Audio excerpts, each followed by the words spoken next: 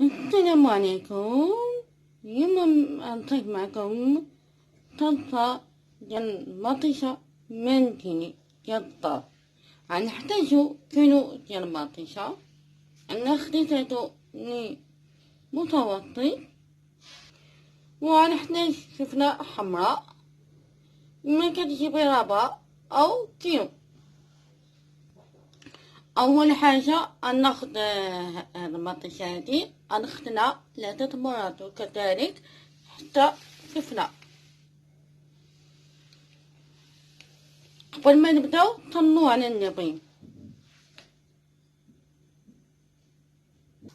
كناخد هادي دابا ديال بالماء هادي ديال الطعام، غنخليها تسخن مزيان، ما يكون فيها حتى نقيطه ديال الماء.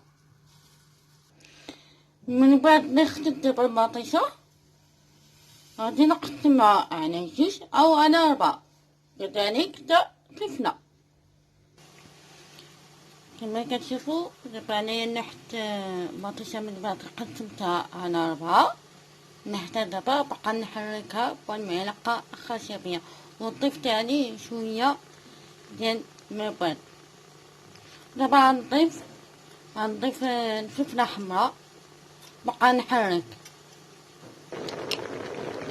كما كتشوفوا راني ضفت الفلفله، دابا بقى نحركها بمعلقه خشبيه في جميع الجوانب من تحت لفوق، يخلطوا بعضياتهم. ها هو دابا طفيت ليه، غنخليه يبرد، ومن بعد غادي نطحنو.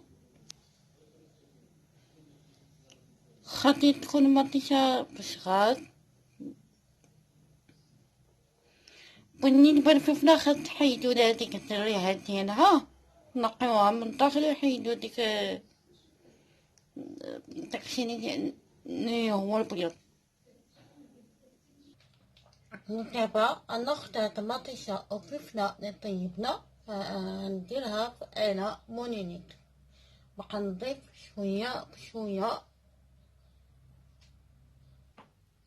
ودابا من بعد ملي درتو في آلة مونينيك، دابا غادي نطحنو. دابا ديك المطيشه وديك الفلفله اللي طحنت كناخدها بالنار، كندير عليها طفايه، كنبقى كنخويها في الطفايه، بقى كنحرك معلقه هادي، وكتبقى كتخوى، كنبقى كنستمر العمليه حتى تكمل المطيشه والفلفله. انا ما كندير لها ملحه لا والو، كنخليها طبيعيه. هو من بعد طفيتها بالطفايه، دابا غناخد قراي.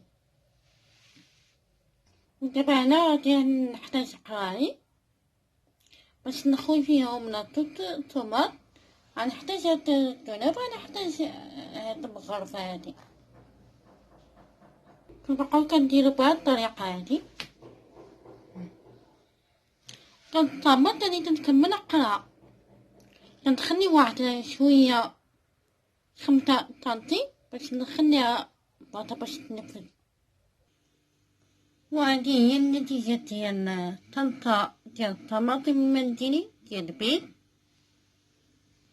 من بعد كندخلها في المجمد، وكنقولوا ليا بالصحة والراحة. كنتمنى تنال إعجابكم هاد الفيديو هذا.